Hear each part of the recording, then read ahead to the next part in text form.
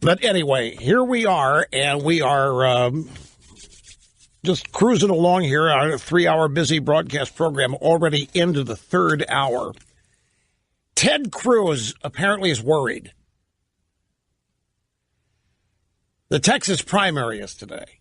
And apparently, folks, there's a what? That's what I said. What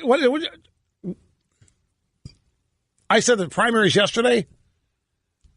Well, no, it can't be yesterday because this is Tuesday. Primaries are never on Monday. Texas primary is today.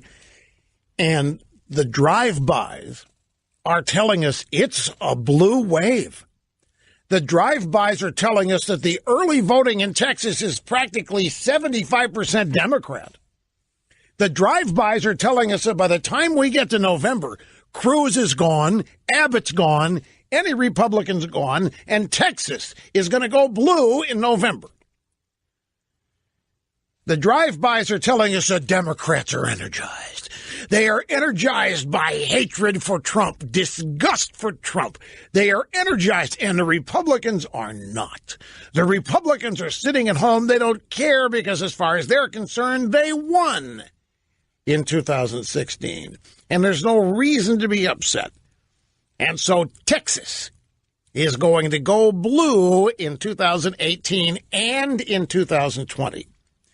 This is what the drive-bys are saying. Ted Cruz is saying, yeah, it could happen. Now, Ted Cruz is up for re-election in November, and he's got some serious opposition. And he's out there warning everybody, look, do not take, on the Republican side, do not take anything for granted. But don't you just love the premise here? Let me establish the premise for you. The Democrats all over this country, they are energized. They are mobilized. They can't wait to get out and vote because they hate Trump. And they despise what happened to Hillary. And they despise the Russians stealing the election from Hillary. They don't care that Hillary stole it from Bernie. They care that the Russians stole it from Hillary. And they hate Trump. And they just can't wait to show up and vote against Trump. And voting against Trump means voting for Democrats. And they can't wait. They've never been more energized. They have never been more mobilized. They have never been more ready. We can't keep them out of the polling places. They are so excited. Meanwhile, Republicans are sitting at home, already feeling defeated, thinking there's no reason to vote because there's no hope stopping this blue wave. The Republicans have conceded that Trump was a gigantic error. The Republicans have conceded that Trump was a stupid mistake and it's something they really feel bad for, and they do think the Democrats deserve to win everything back because of how screwed up the country is that Trump won. That's the picture being portrayed. Democrats can't wait to vote. Oh, man, it's like the Kentucky Derby, and they're held there behind those cages until that buzzer goes off, and they just can't wait. Meanwhile, the Republicans are so scared and so intimidated, they're barely able to leave their houses for fear of being bullied and shouted down and blamed and called names and being told they're the reason the country sucks. Republicans know they're the reason the country sucks. Republicans know they're the reason Trump got elected.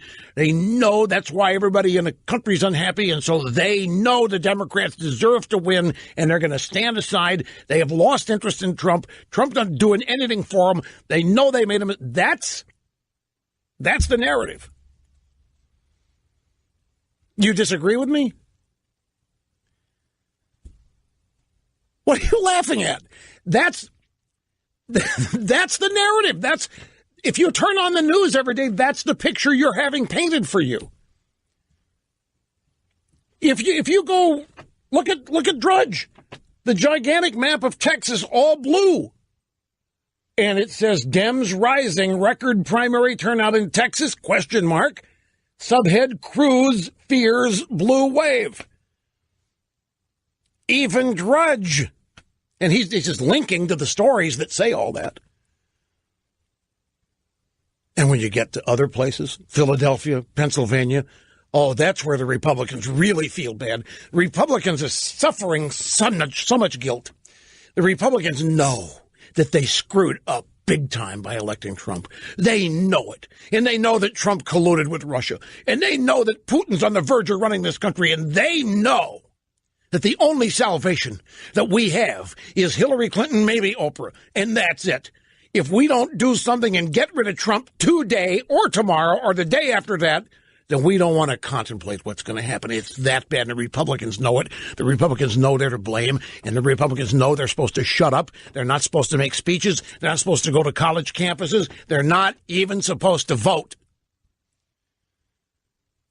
Republicans know the Democrats should have won in 2016, and to make up for the fact that they didn't, the Democrats are going to win this year and in 2020. And that, my friends, is your news narrative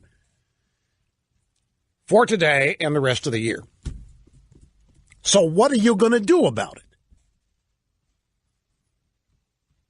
Are you sitting at home, quaking in fear, cowering in your corner, wearing your cowboy boots to kick excrement into the corners just to get it out of the way because it's everywhere?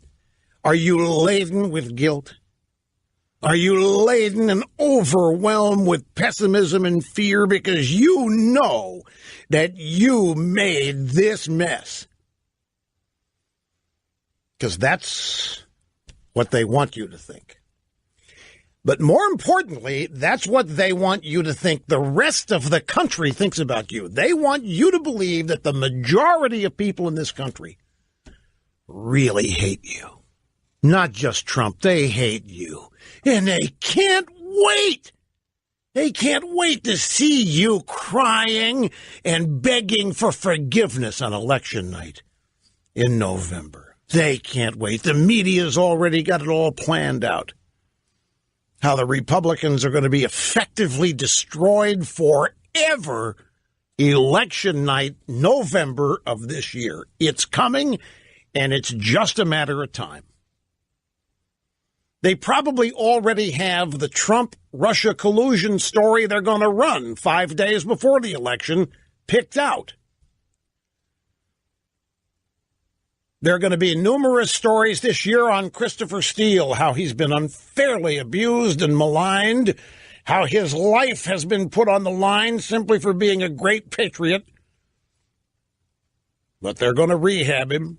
They're going to resuscitate him. And he may end up being somebody's vice presidential nominee if they can do something about the Constitution that prohibits that.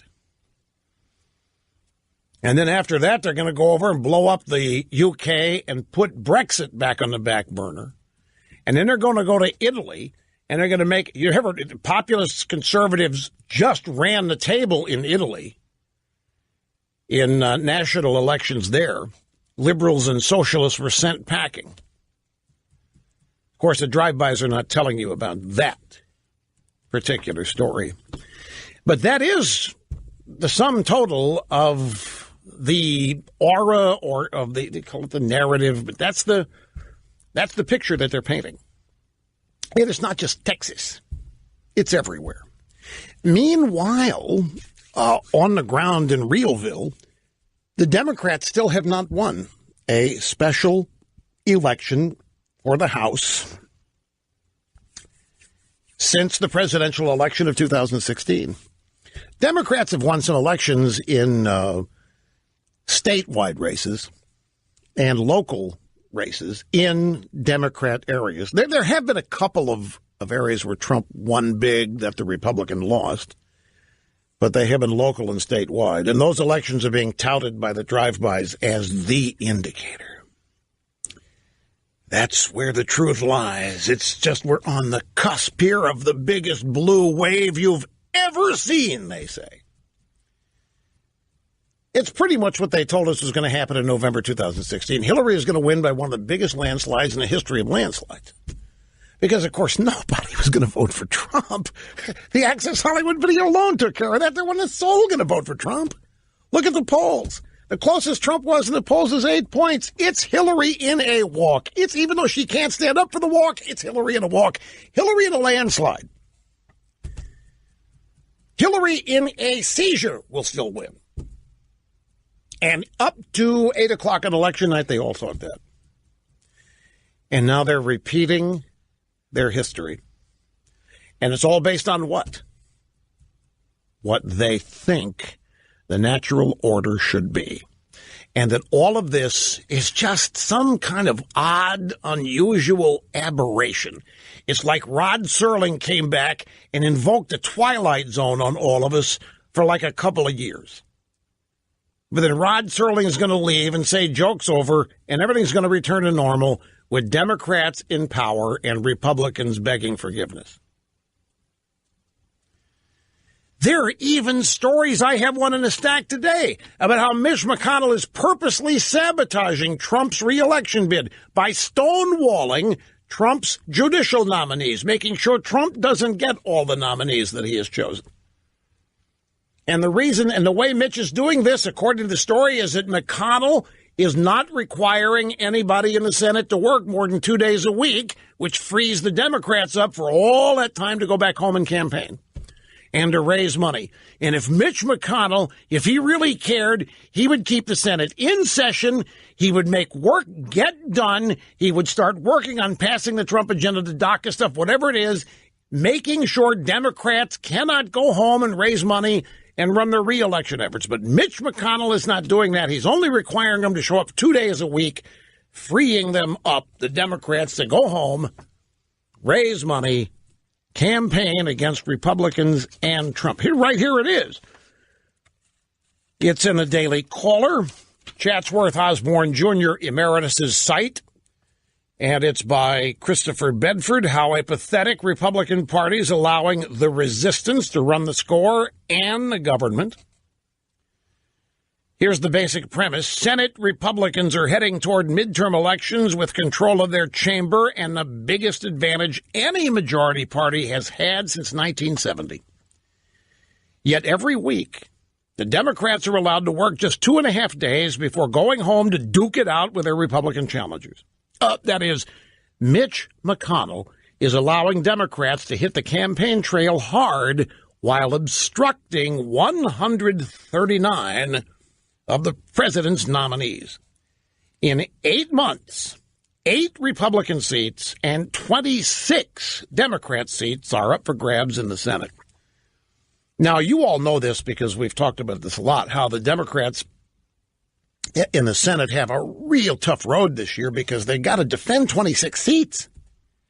Republicans only have to defend 8. But if you listen to the drive-by media, the Democrats are going to win all 26 of those of their incumbents, and they're going to win 5 to 6 Republican seats. And the Democrats are going to be close to 55, 56 seats. And the Democrats are going to take the House. And then Trump's going to be impeached and he's gone. And then every one of you who voted for Trump, they're going to come and get your guns.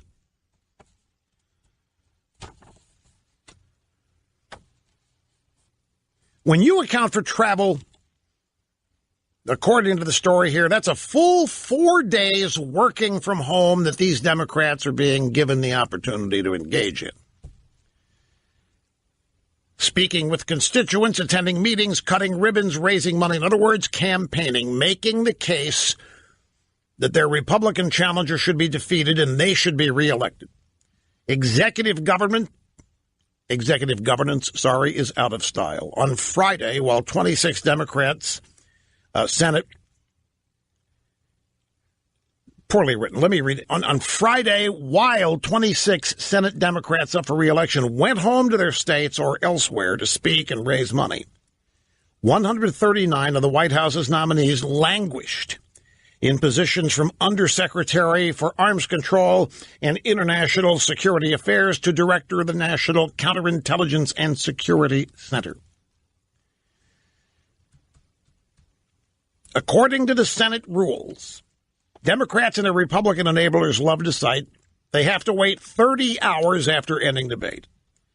This has turned into 3 or so nominees confirmed a week, averaging 79 days a nominee, with McConnell himself griping that at this rate it'll take 11 years to confirm Trump's nominees.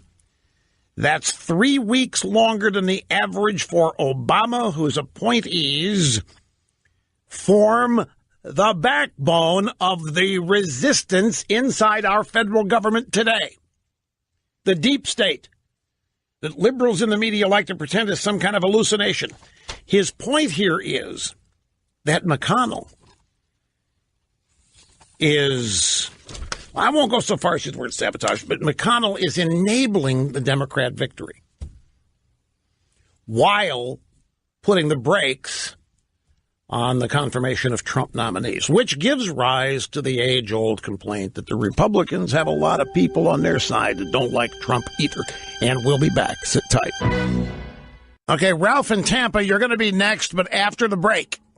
I don't want to shortchange you here, Ralph. Ralph's watching the History Channel out there and noted a special on Vladimir Putin. We'll have to talk about that in just a second. I just got an email. Dear Mr. Limbaugh, I wish I could be as glib as you on the off-year elections, but I can't be. Was I being glib? Anyway, I think, Mr. Limbaugh, we are going to get hammered. I think we're going to get hammered back to minorities, up and down tickets. I think the Democrats are going to win enough that they're going to take back everything that matters. Mostly because the Republicans are their usual feckless selves. And they are not telling the story of success. The Democrats have nothing to run on but pure hate. And that is a strong motivator, especially when the GOP plays dead. Okay, I get the point of it. Let me ask, in my own glib manner, a question. If you have to tell the story of success, is it success? No, don't misunderstand. I realize that you can run PR campaigns and convince things of people that aren't true. Like you can convince people that television shows are the most watched when it isn't. But if you have overwhelming success, do you have to tell people it's happening?